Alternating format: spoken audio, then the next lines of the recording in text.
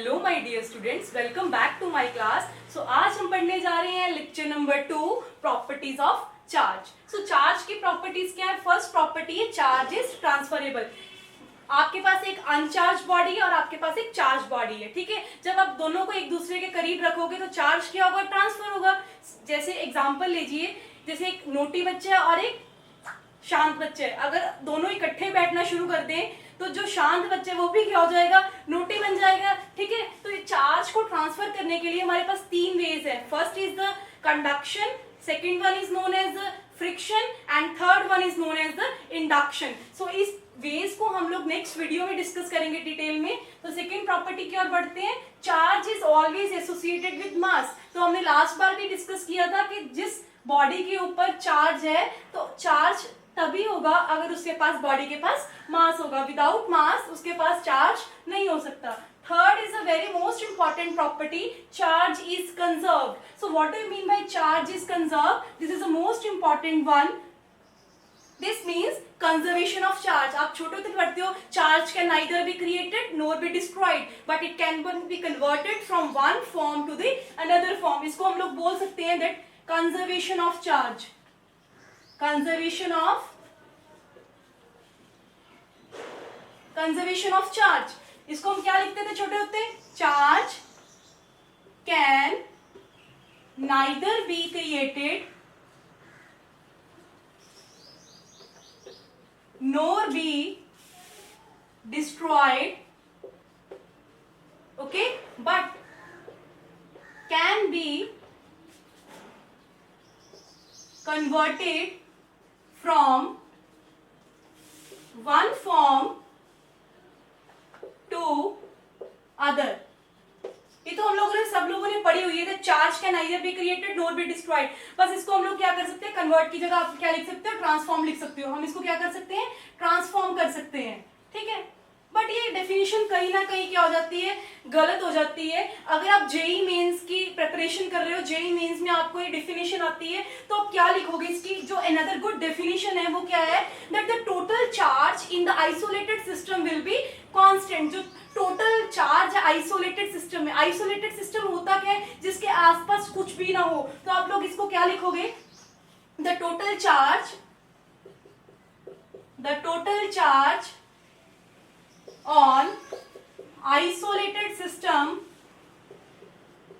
Isolated क्या होता है? जिसके आसपास कुछ भी ना हो, ठीक है। System remains constant.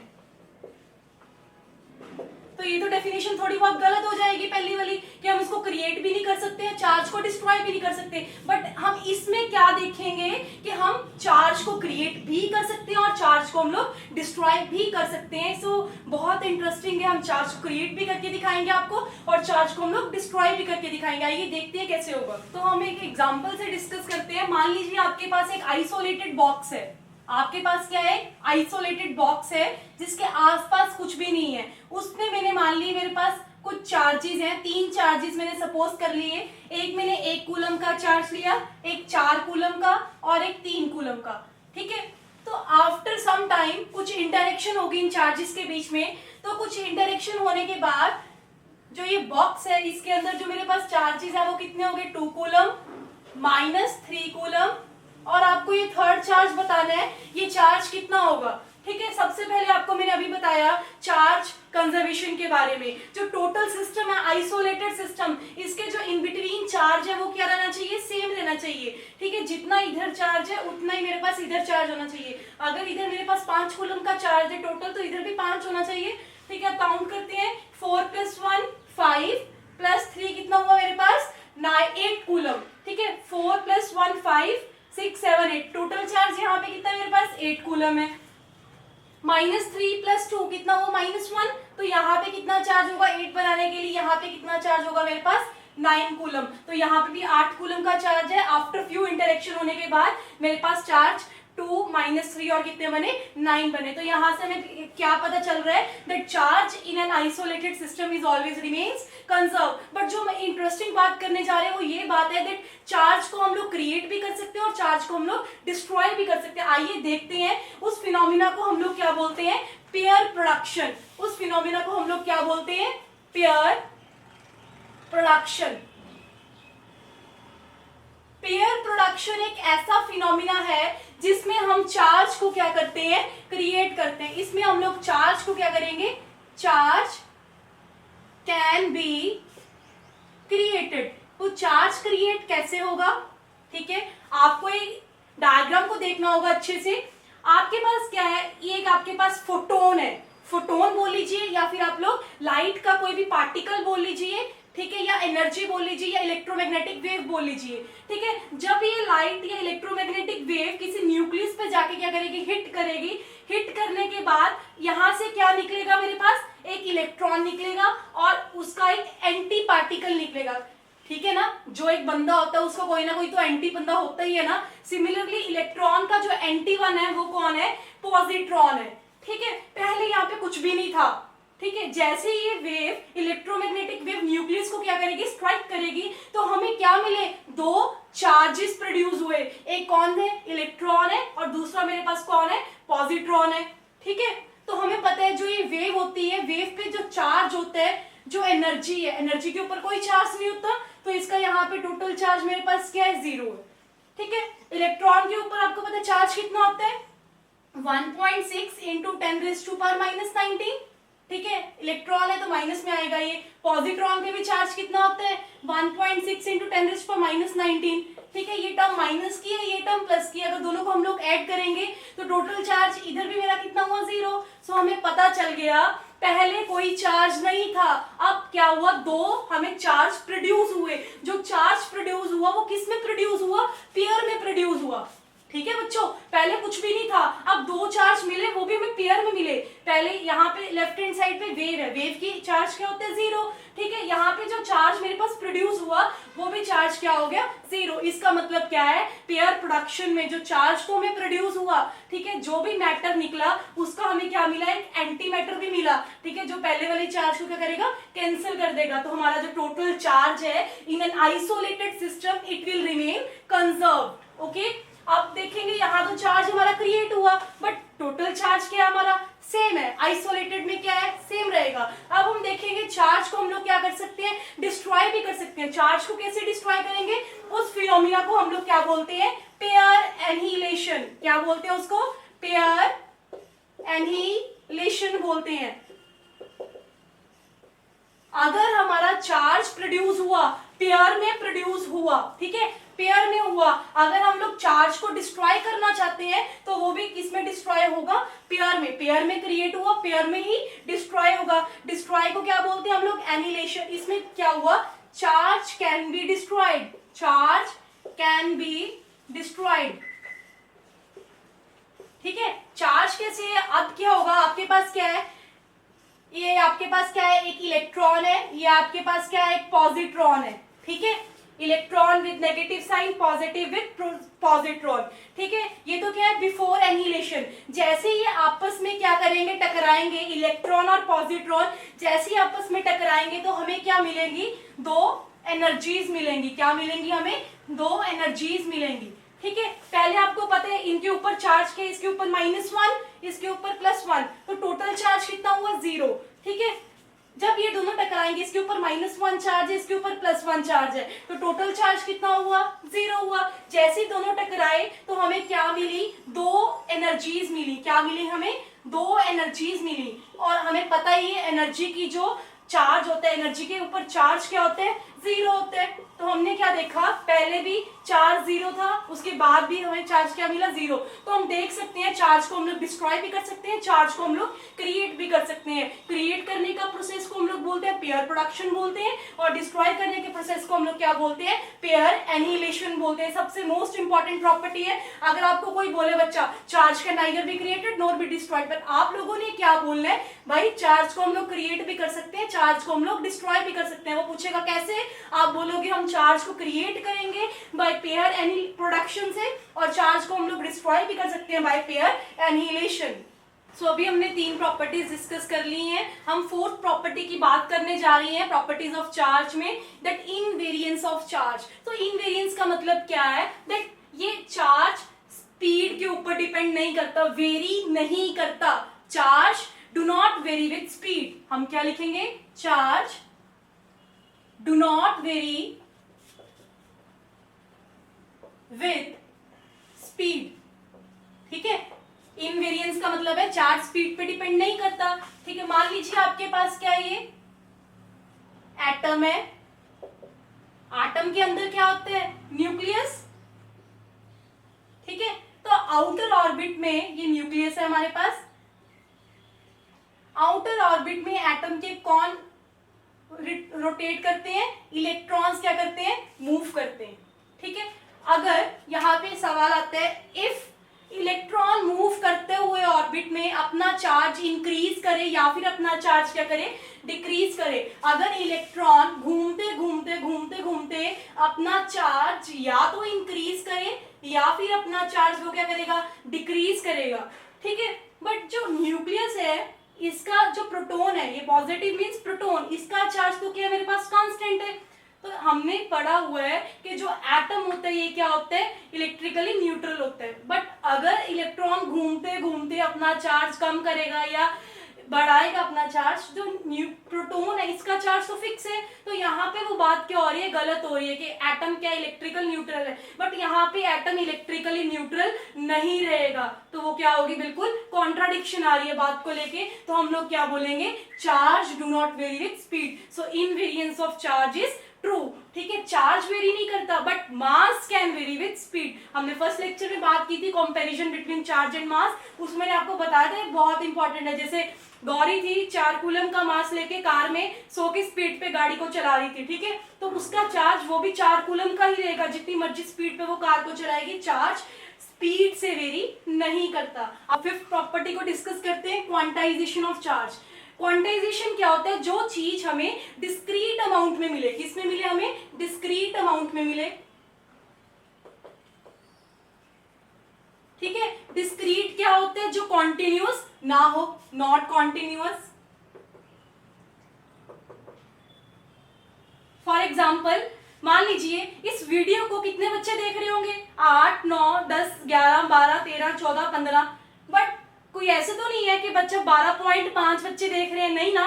तो इसका मतलब जो भी हमें चीज मिलेगी वो किस में मिलेगी, हमें डिस्क्रीट अमाउंट में मिलेगी, कॉन्टिन्यूअस नहीं मिलेगी। ठीक है, अगर आप पेन लेने जाते हो शॉप पे, आप क्या बोलते हो शॉपकीपर को, 1 पेन दे दो, 2 पेन दे दो, ऐसे तो नहीं बोलते 250 ग्राम पेन दे दो।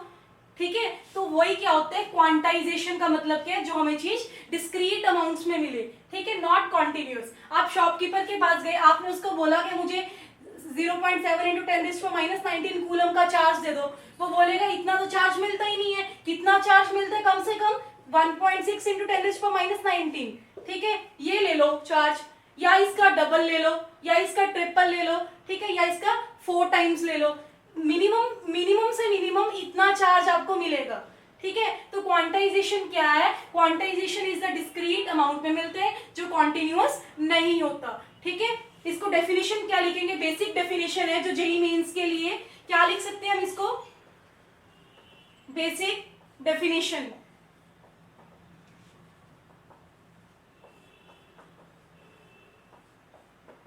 आप क्या लिखोगे इसको, द स्मॉलेस्ट चार्ज, जो आपको स्मॉलेस्ट चार्ज है जो एग्जिस्ट करता है, the smallest charge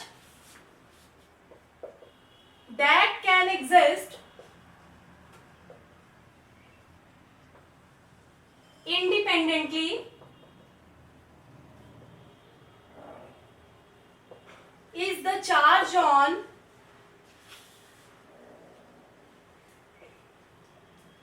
one electron, 1 point charge on 1.6 into 10⁻⁻19 coulomb.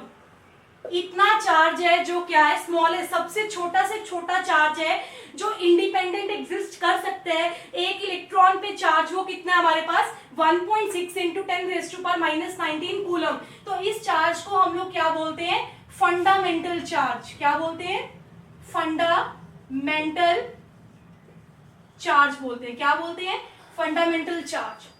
तो ये सबसे छोटा चार्ज है जो इंडिपेंडेंट एग्जिस्ट कर सकता है। अब कुछ बच्चे पूछते हैं कि जो इंडिपेंडेंट है, क्या इससे छोटा चार्ज कोई हो रहा है। इंडिपेंडेंट का मीन्स क्या है, इंडिपेंडेंट का मतलब ये है कि ये सबसे मिनिमम से मिनिमम छोटा चार्ज है। इससे छोटे चार्ज भी होते हैं लेकिन इंडिपेंडेंट एग्जिस्टेंस नहीं है, ठीक है। तो जिसकी इंडिपेंडेंट एग्जिस्टेंस नहीं है तो हम उसको डिस्कस नहीं करेंगे। जिसकी इंडिपेंडेंट एग्जिस्टेंस है वो क्या है, सबसे छोटा से छोटा charge that is on one electron 1.6 into 10⁻⁻19। और भी चार्जेस हैं बट उनकी इंडिपेंडेंट एग्जिस्टेंस नहीं है। वो कौन से हैं, क्वार्क्स है, क्वार्क्स है, ठीक है। उसमें up down charm strange different types की क्वार्क्स आती हैं, ठीक है, बट उनका इंडिपेंडेंट एग्जिस्टेंस नहीं है तो इसलिए हम उसको डिस्कस नहीं करते, ठीक है। तो सेकंड प्रॉपर्टी, सेकंड डेफिनेशन हम क्या लिख सकते हैं इसकी, सेकंड डेफिनेशन को आप लोग लिख सकते हो, the charge can always exist, charge can always exist.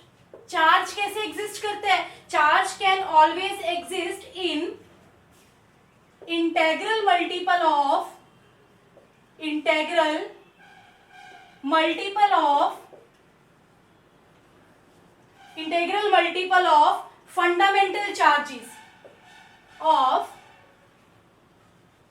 Fundamental charge on one electron. अभी मैंने बताया था आपको, या तो वो बोलेगा इतना चार्ज ले लो, या इसका डबल ले लो, या इसका ट्रिपल ले लो, या इसका n टाइम्स ले लो, इससे छोटा चार्ज नहीं मिलेगा। क्यों, क्योंकि उसका इंडिपेंडेंट एग्जिस्टेंस नहीं है। क्वार्क्स हैं, छोटे चार्ज होते तो हैं लेकिन इनका इंडिपेंडेंट एग्जिस्टेंस नहीं है। तो हमसे छोटा चार्ज कितना मिलेगा, एक कूलम का मिलेगा, एक 1.6 इंटू 10⁻⁻⁻ कूलम का। तो हम चार्ज को लिखेंगे कैपिटल Q इक्वल्स टू, या तो आप एक कूलम का चार्ज ले लो, एक इलेक्ट्रॉन मिलेगा, या 2 या 3 अप टू सो ऑन, या फिर n इलेक्ट्रॉन। इसको प्लस माइनस लगा लीजिए, +-1e, +-2e, +-3, +-ne, ठीक है। इसको क्या लिख सकते हैं, Q is equals to +-ne, n is the number of electrons. आपको कितने इलेक्ट्रॉन लेने हैं, आपके जो इलेक्ट्रॉन्स है वो क्या होना चाहिए, इंटेग्रल मल्टीपल होना चाहिए। 1 2 3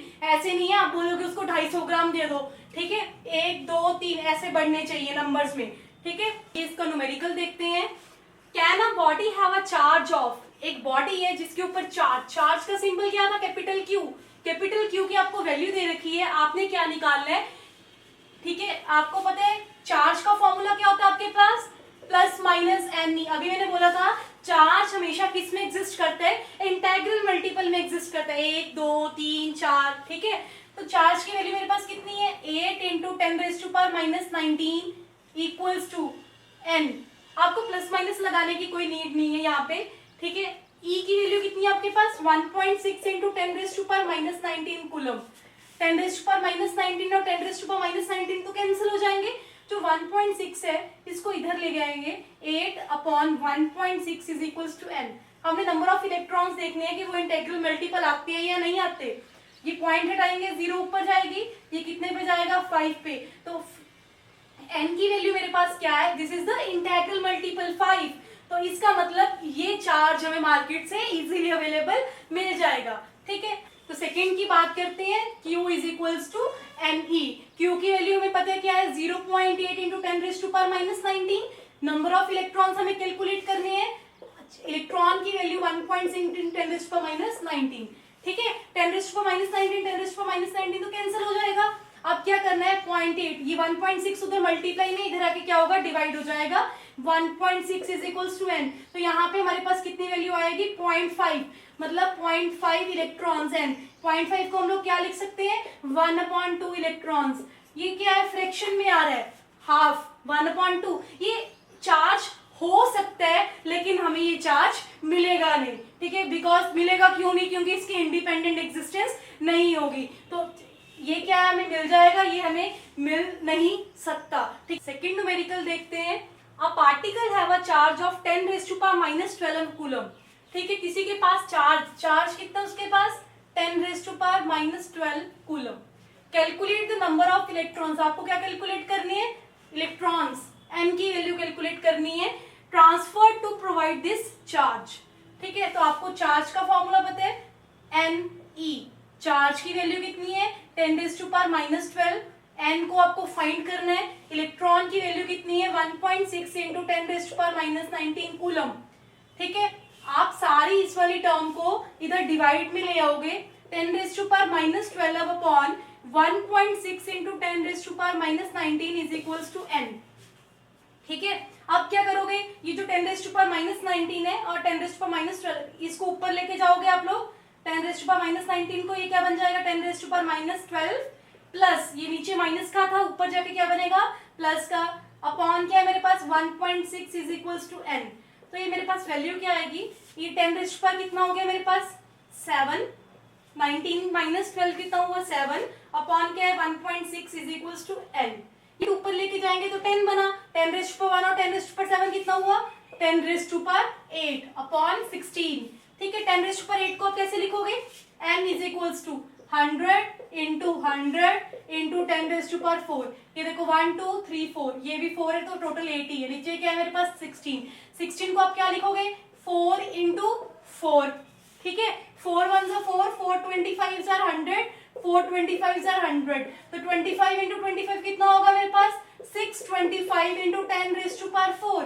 इसको हम लोग कैसे लिख सकते हैं 6.25 इंटू 10⁻6। इसका मतलब क्या है, इतने नंबर ऑफ इलेक्ट्रॉन्स हमारे क्या होंगे ट्रांसफर होंगे। उसने पूछा था ना कितने नंबर ऑफ इलेक्ट्रॉन्स ट्रांसफर होंगे, इतने number of 6.25 into 10⁻6 number of electrons क्या हमारे पास ट्रांसफर होंगे। ओके